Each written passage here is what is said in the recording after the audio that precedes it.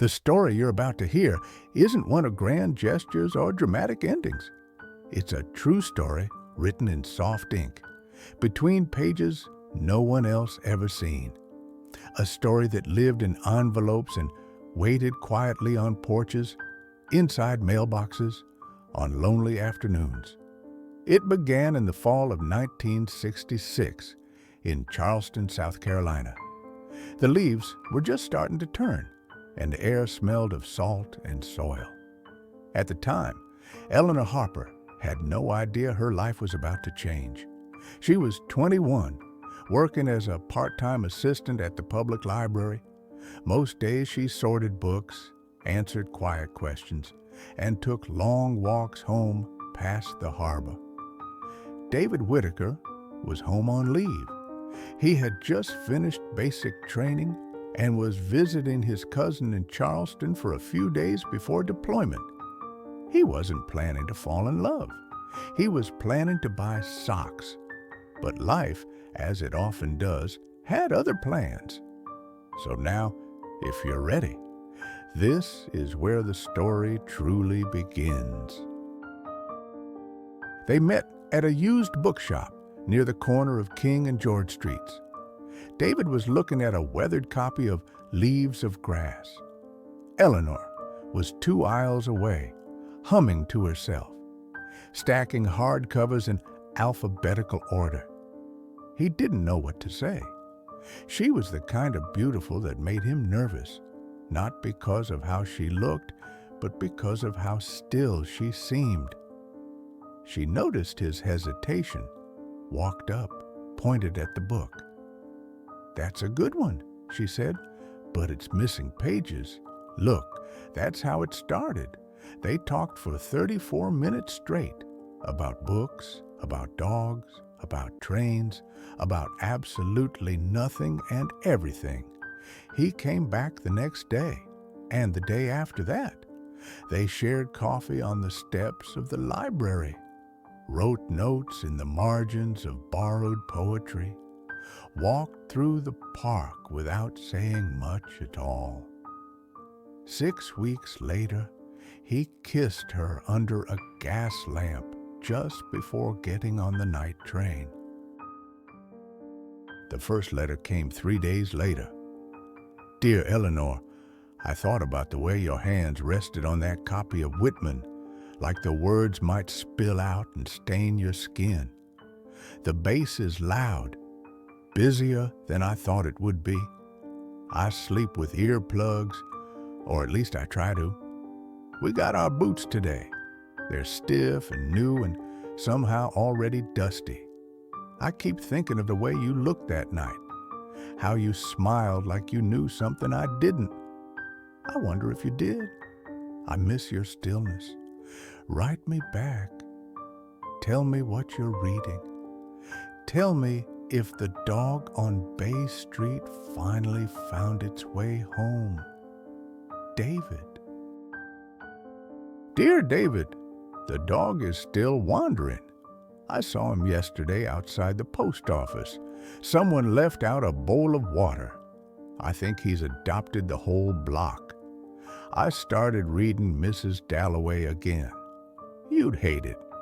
Too many sentences about flowers and walking in circles. But it makes me think of our last walk through the park. I remember how you didn't hold my hand until we were almost at the end. I went to the bookshop again. The Whitman copy is gone. I asked about it. The owner said someone bought it and didn't even ask for a discount. I smiled. There's something strange about writing you, like I'm whispering into a bottle and tossing it into the sea. I don't know when or if you'll read this, but I hope it reaches you. I hope you're safe. Eleanor." The days turned heavy. The noise around David grew louder, but inside, things became quiet. "Eleanor, today, I watched a boy no older than your brother carry his friend back across a field. He didn't cry, not once. I think the ground here drinks sorrow before it can reach the surface. I keep drawing. Sketches of boots, of trees, of the same hill we passed 4 times last week. One sketch looks like your porch, though I don't know how that happened. Maybe my pencil remembers better than I do. I've read your letter 3 times. The part about the dog made me laugh. I think I needed that. There's not much laughter out here, only the kind that sounds hollow, like it's trying too hard. I miss you. I miss the way you looked at me when I wasn't looking. Yours, David. Eleanor's next letter didn't come for weeks. When it finally did, the ink was shaky. So was her heart. David, I almost didn't write. I thought maybe no news would be kinder than bad news. But then I remembered you, how you stood so still in the rain that one time, like you were waiting for something only the sky could deliver. Mother's been coughing again. I pretend not to notice, and she pretends not to be tired. We've both gotten good at pretending. I worry about you more than I say. I reread your letters at night and try to find new meanings in old sentences.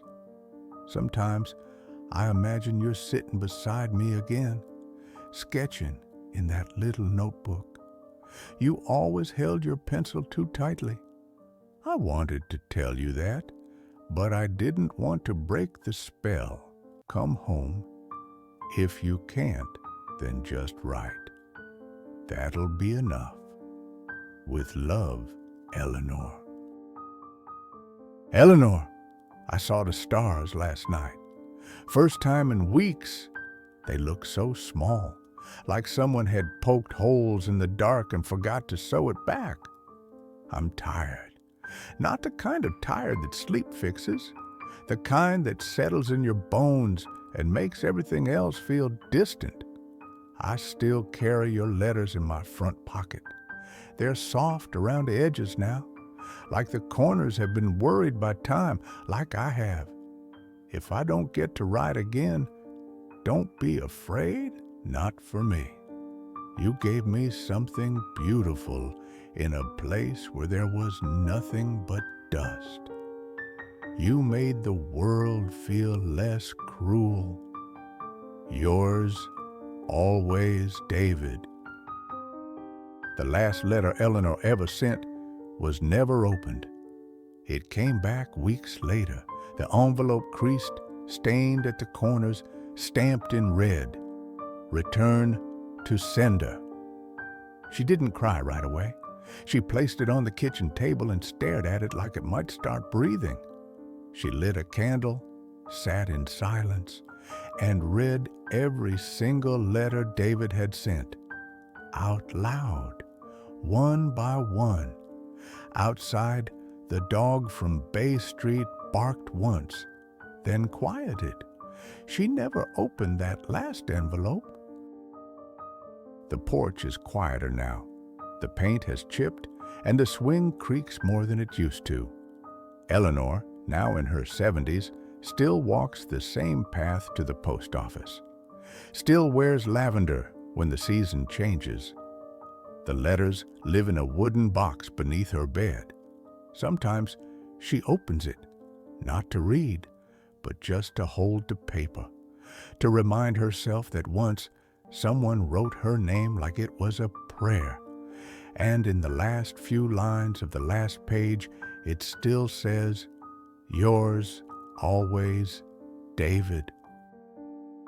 If this story touched your heart even just a little, consider leaving a comment below. Maybe you've known a love like theirs. Maybe you've waited, or written, or hoped.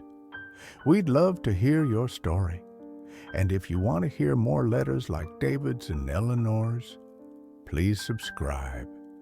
Sometimes the quietest voices are the ones we need the most.